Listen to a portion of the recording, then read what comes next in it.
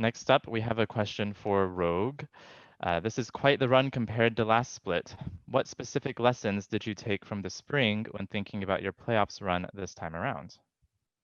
I think we just had a look at ourselves in spring and kind of what style we wanted to play moving forward in the summer.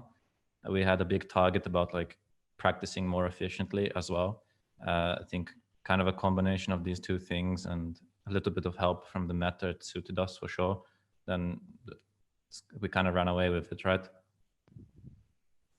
Yeah, absolutely. Next up, we have a question from Adele at Envin Global. And this is a long one for you, Mithi, but I will read it very quickly. Looking back at the team's performances this year, they had a pretty strong spring showing, only to have a slump before the playoffs. From a coach's perspective, what can you tell me about the first impressions you had of the team when you first joined them? How about your perspective as the summer split proved a bit more complicated during the season and the solutions that were brought, independently of changes that have yet to take effect?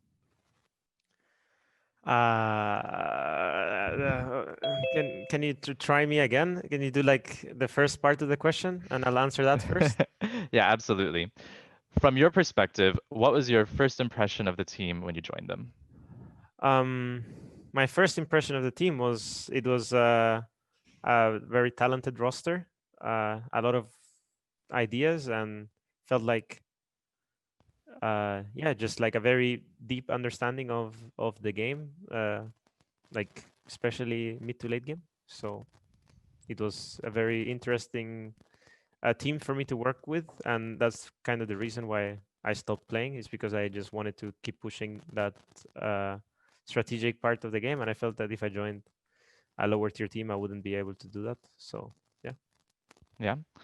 And I guess the second part of this question from Adele is, how has your perspective of the team changed as the summer split occurred? Well, I think everyone in Europe has gotten a lot better at understanding most of the fundamentals of the game. And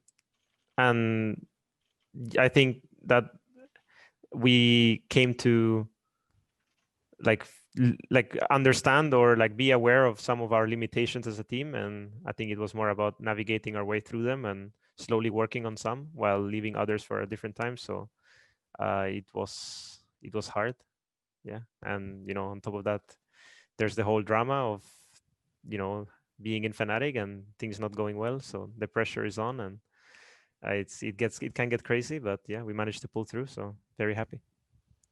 Lara from Invin has a question for any of the players.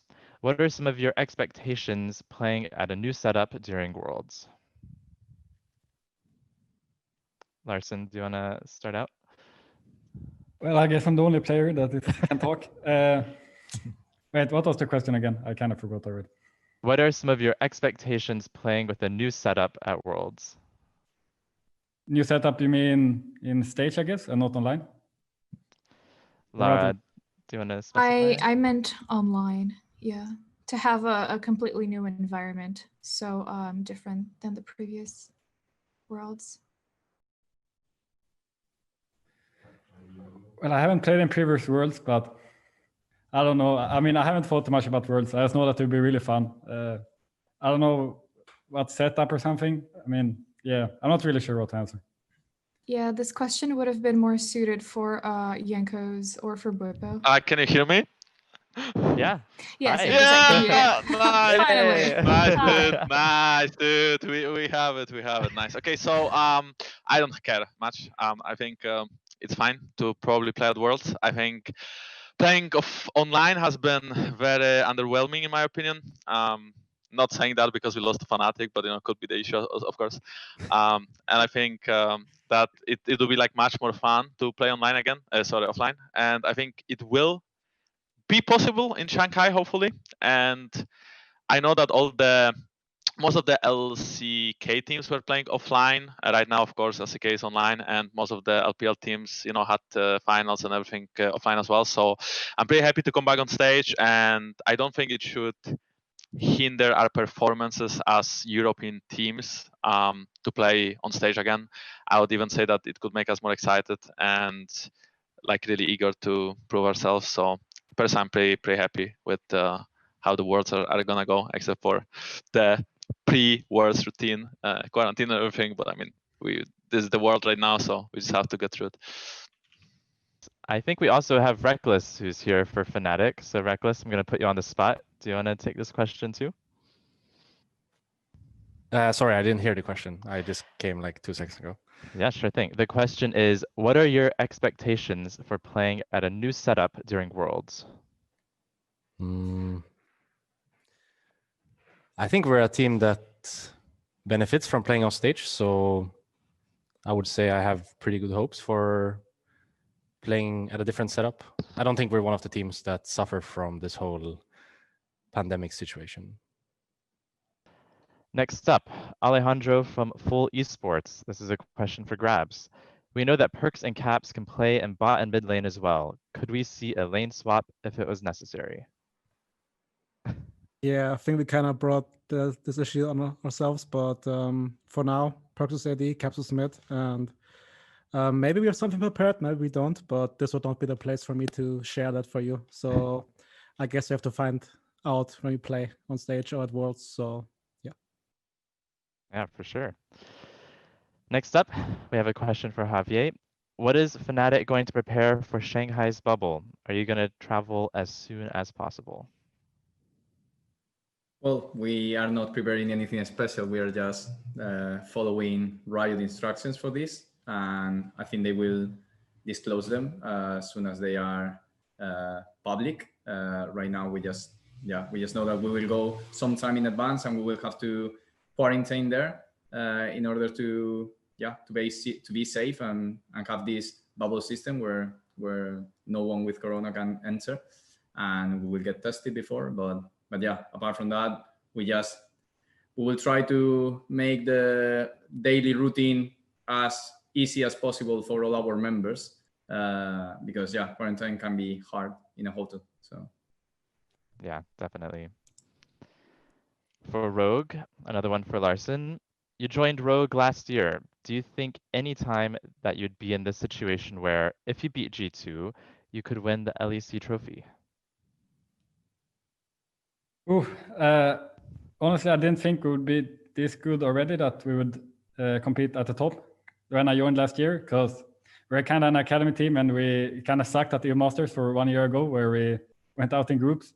So I didn't have that high hopes, but I knew that we had some talented players, and yeah, I mean, it's just really nice to compete at the top, and hopefully we can storm G2 in the week. Yeah, we'll find out soon. Next up, Paul from the Kip, another one for Yankos. Do you feel that you played below the level expected against Fnatic, or did they surprise you by playing better than you thought? And what can you fix for this weekend? So I think this is a pretty difficult question. I think for sure Fnatic did play a good game against us. I do think that they hinted quite a lot though. So in my opinion, we lost it. I mean, it's always an excuse, right? But in my opinion, we lost the games more than they won them. So I definitely feel very confident going into the weekend against both Rogue and Fnatic.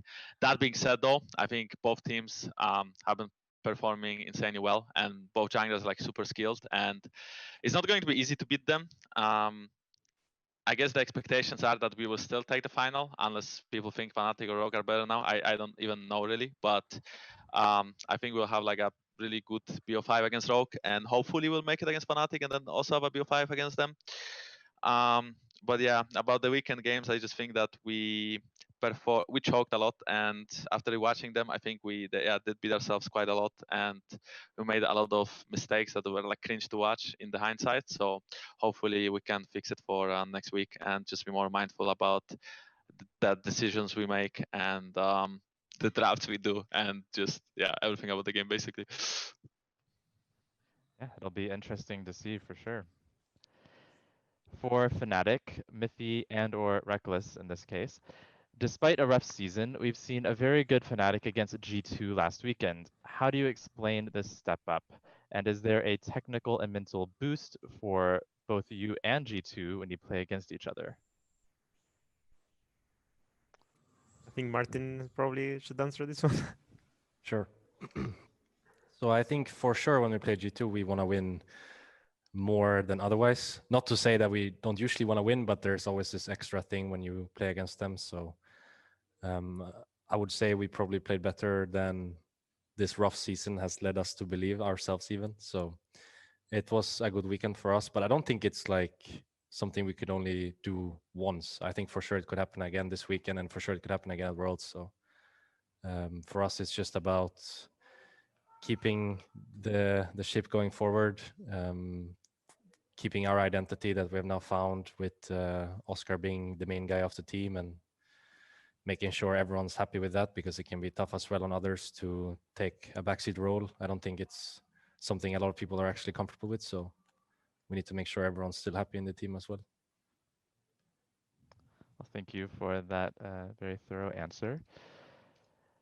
Next up, we have Juan from Millennium. This is another one for grabs. Judging by all the things that happened this year so far, what are the positives that you'll be taking from it to Worlds? What are the things that have worked out this year better than 2019? Kind of hard to find positives in this year. The big tournament MSI didn't happen. We didn't have the chance to compare ourselves and learn from other teams' best, other regions' best teams. I guess compared to last year, though, we as a team made better steps at making sure we have good mental health going to the tournament. I think we had obviously longer breaks than usual. We took time off and made sure our players feel rested going into the tournament. Also, this time around, we actually will boot camp, have quarantine in China, and we'll prepare in Asia. That means also preparation will be way better than last year. So on those 2 points, I think we are on a better standing than last year. But of course, it's really hard to say what region right now is on top. So it will be interesting to see the first set of scrims. Besides that, it's just hard to see anything really positive. But as Janko said before, that's the world we live in right now. So we can't complain. Thank you for the answer. Next up, we have a question for Freddie from Rogue. Rogue's remarkable improvements this summer, neither of the players nor you as a coach have been awarded. What value do you place on this type of recognition, and did it affect your morale or that of the players? And I think this is specifically referring to the LEC awards. Yeah, the awards. I mean, not really. I mean, with coach of the split, it's really hard to know. Like, there were a couple of good candidates that you could vote for, right? So Mac winning, I think, is like completely fine and justified. For the players, I mean, they were really close as well, but I mean, it's like a shame for them. I think that we played really well in a lot of roles, and I would have liked some of them to get more recognition, but yeah, it is what it is. It's nothing to do like affecting our morale or anything. All right. Next up, we have Steven from Esports Club, another one for grabs. Did you think that the other teams, SK, Mad, and Rogue, got stronger this split, or did you guys, Fnatic and Origin, just not show up?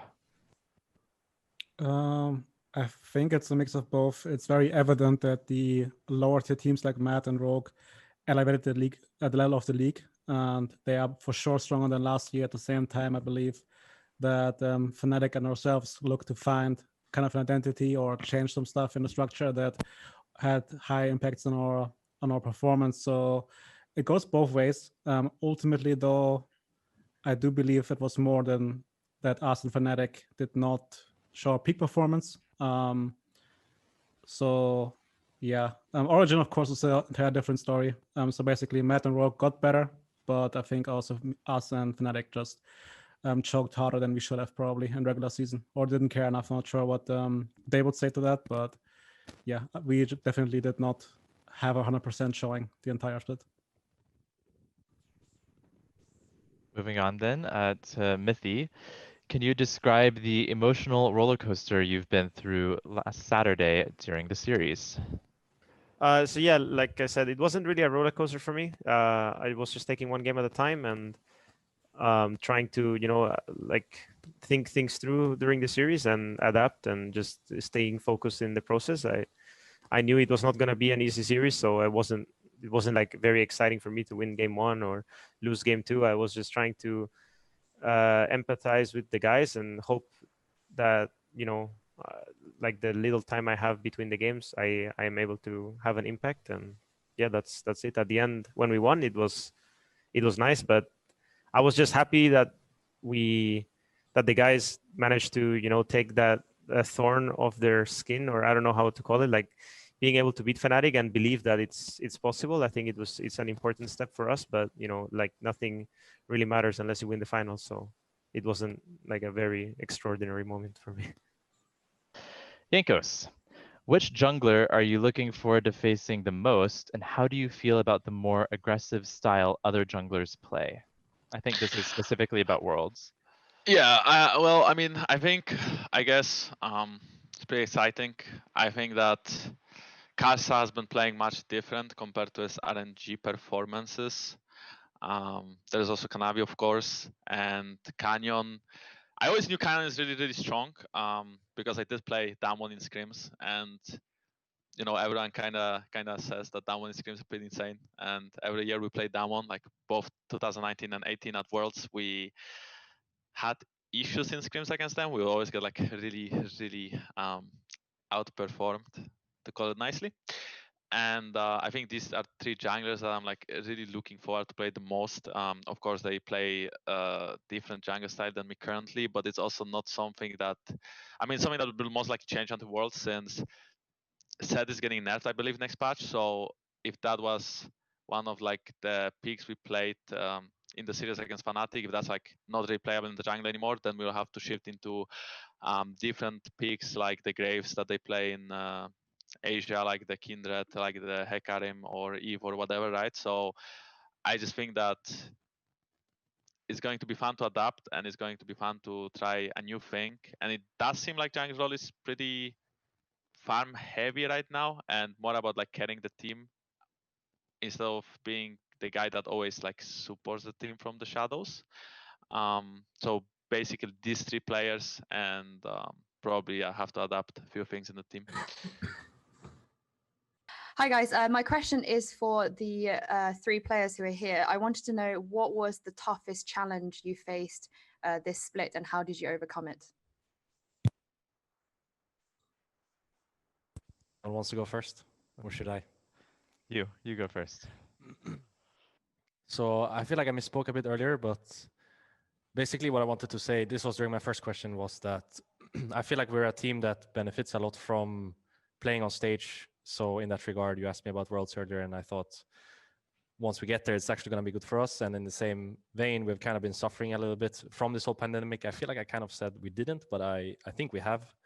And for me, that has been the toughest part of the summer. It's just been not good for us as a team to play from home.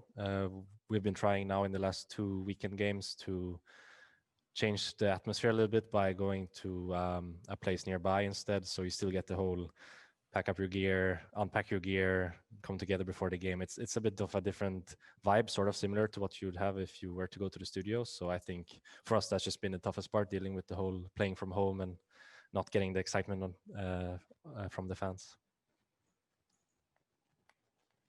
Thank you, Reckless.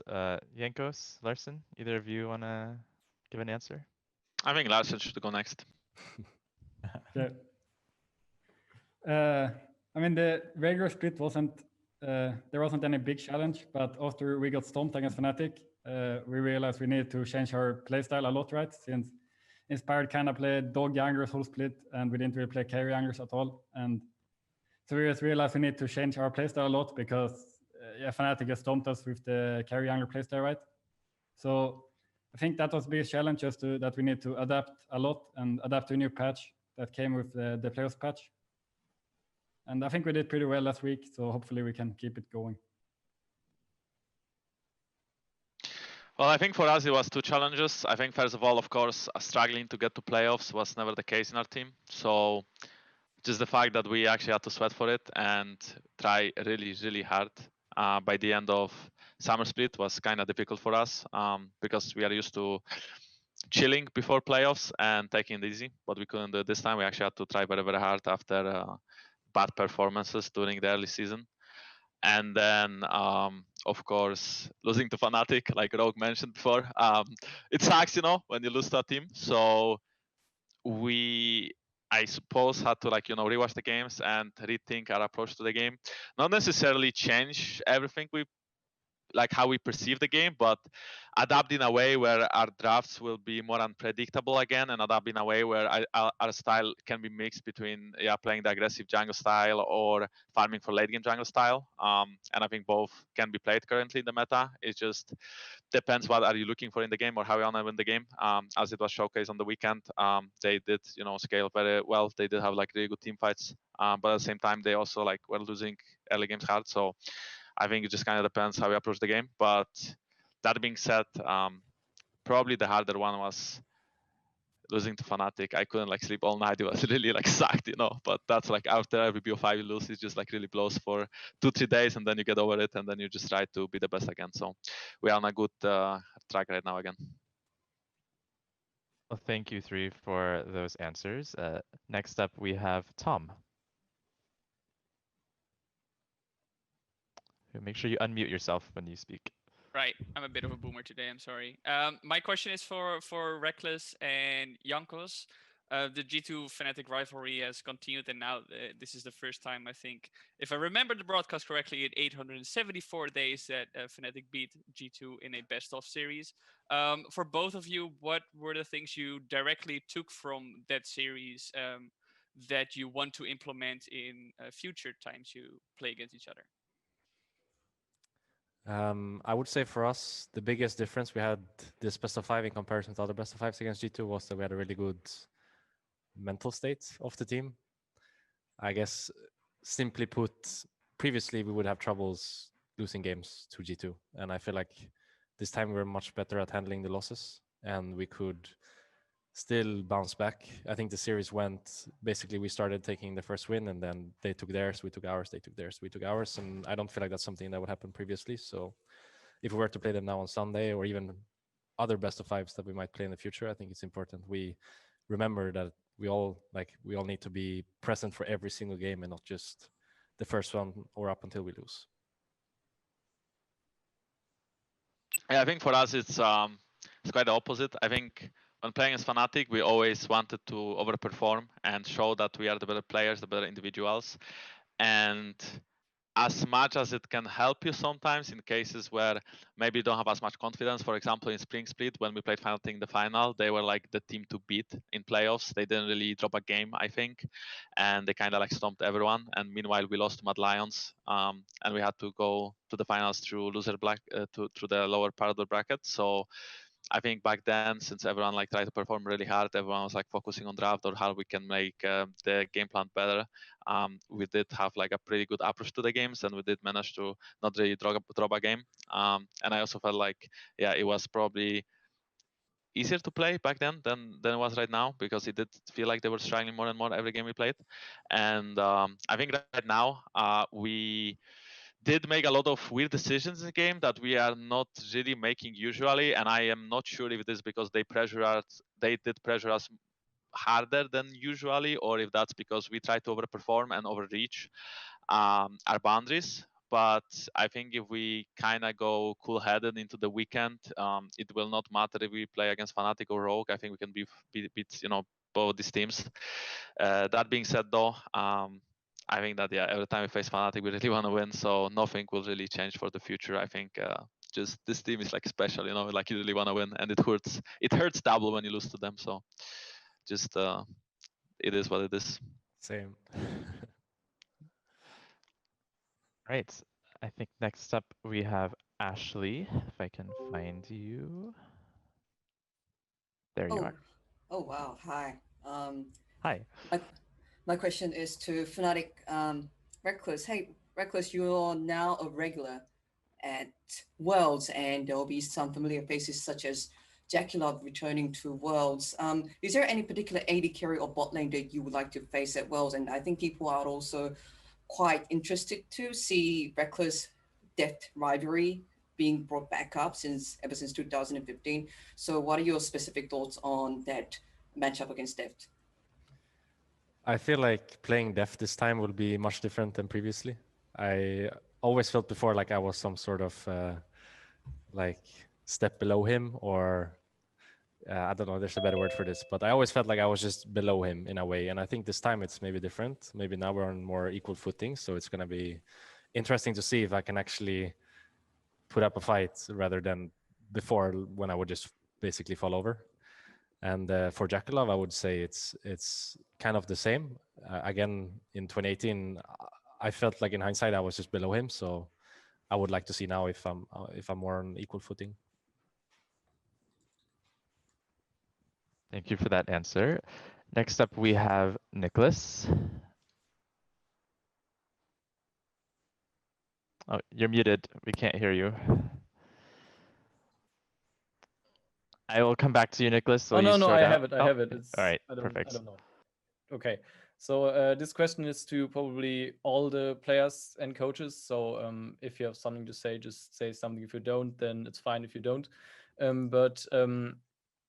Going into Worlds, now that we didn't really have any international competition this year, so we don't really know how regions stack up against one another. But China is like usually still seen as the strongest region. So how well do you think Europe can perform against China at Worlds this year?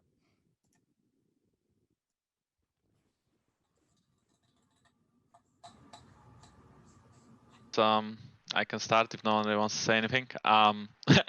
So we did have like a bad experience with China last year, but we did beat RNG in 2018, and I think China as a region is very strong. I think it's because you can say that their style is different. I don't actually think their style is much different. I just think that they contest a lot of objectives or camps or everything around the jungle, and that's why we have so bloody games in China. And I think what the biggest difference between like China and Europe and LCK is that in China, everyone is like peaking in team fights. Like everyone is like playing it pixel perfect often, and this is something you don't always see in Europe. People choke or make misplays in team fights, and I think also China is really good at playing for their junglers, and their junglers tend to be very strong.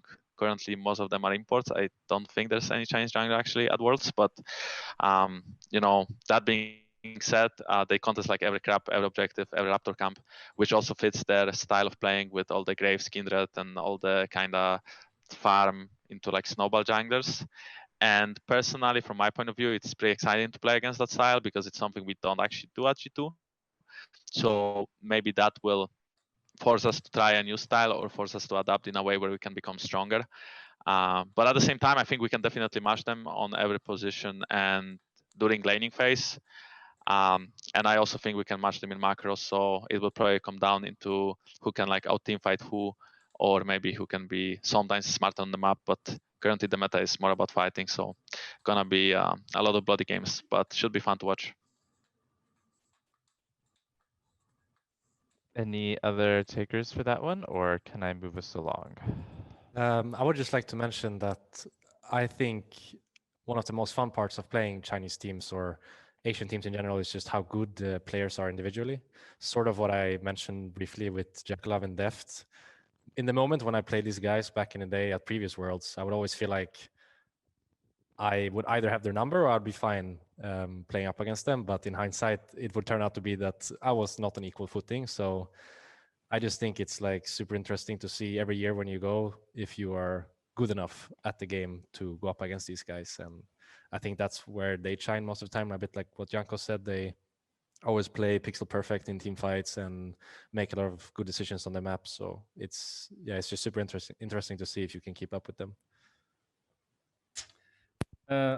I can say something. I mean, I've never played at Worlds, right? So I'm not sure how good the Asian teams are, but obviously I heard about how Damon stomped G2 and Screams and all these stories about how good the Asian teams are. So for me, it will be really fun to see how I match up against the Asian teams, and hopefully we can be as good as them. And if not, then I will learn a lot, hopefully. So if I may, I'm sorry to like interrupt you, but if I may give you a hint, just like don't book Damon like too much, like just give yourself a break when you book Damon. When you book Damon scrims, you should like scrim them like 2 days and then like maybe not scrim for like a week, so you can just get over it and like. I shouldn't scrim them before game days, probably. All right, well, thank you for those answers, everyone. I'm going to keep moving us along because I know we're short on time. Next up is Steven from Esports Club. Yeah, I have a question for maybe Mithy is better. I had Repo, but Mithy is better, I think. When I watch back the voice comm videos of Fnatic, I noticed that there's not really a noticeable in-game leader. It's just everybody working as a group and communicating. So what are we doing? What are we going to do next? Are we hunting or not? What objective are we going for? Is that a specific choice from you or from the players? Or is there an in-game leader, but is it just when the game starts, everybody starts talking? How do you see that? No, there's no in-game leader. I guess it's a team choice. Yeah, I think we have a lot of passive leaders in the team, and everyone just steps up whenever it's needed. And I think, generally speaking, I think it works quite well, honestly.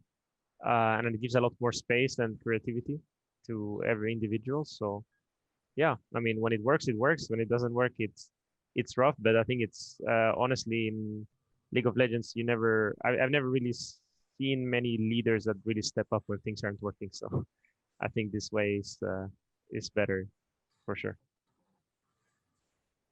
All right, thanks. All right, moving us along quickly. I have Thomas from Millennium. Yes, sorry, I don't have the webcam.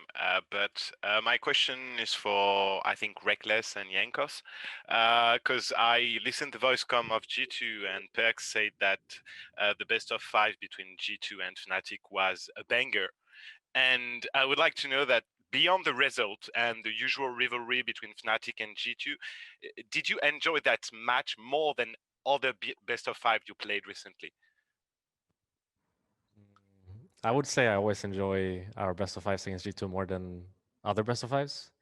For example, last year, even though we lost both in the upper bracket final and the grand final of the summer split, we still had like 2 amazing series. And even though it hurts in the moment, I always feel like it's something amazing to be a part of. So I don't really mind so much, even if we were to lose at the end of it. Yeah, I mean, I think that it is always exciting, especially if it goes to 5th game, because then there's like so much stress and so many emotion going through your head, but you really want to focus on the game. And then depends on the result. You either feel really heartbroken after, or you feel really happy. And this week and I wanted to like puke at the same time as like cry, and at the same time as like just end my misery, but it's super fun in the moment, and the fact that you have to like try your best as well. If it's not a quick swipe, you have to think of like so many ways of adapting over games, and your opponent is not easy in game. And whenever you make a good play and you get a lead and you feel like a little bit happier inside, it's so rewarding. So I would say it's pretty fun feeling, yeah. Up until your Nexus explodes for the 3rd time, then it really blows. So yeah, I just don't recommend having the feeling of like 3 times against one team in a BO5. It's not fun. Thanks. All right. We only have time for 2 more questions because we're already at the end. So I'm just going to quickly get through them. Next up, we have Jessica. Hi, yeah, this is for the players. Just wondering, what's the one thing you're proudest of this season so far?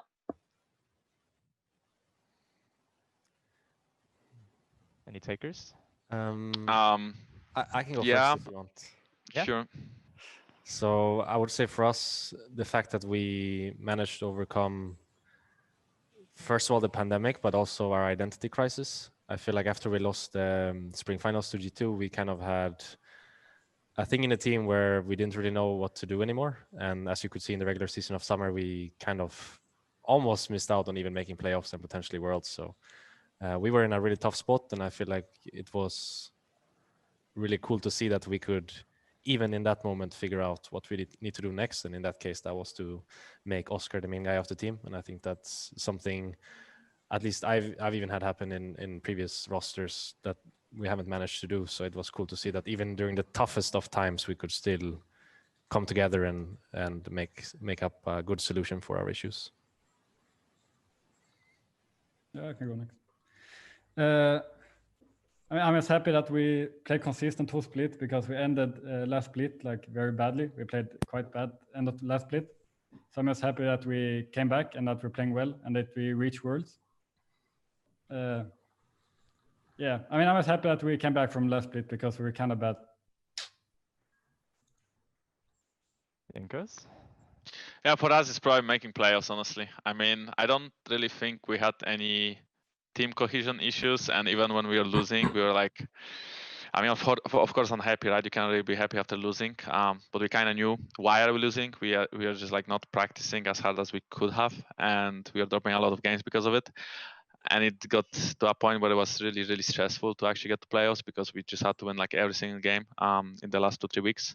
So I'm really happy that happened, and I'm really happy we could pick up the slack in playoffs and yeah, go strong.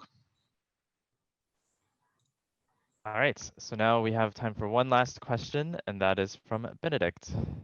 Hi, sorry, I don't have a cam also. This is towards the coaches and managers.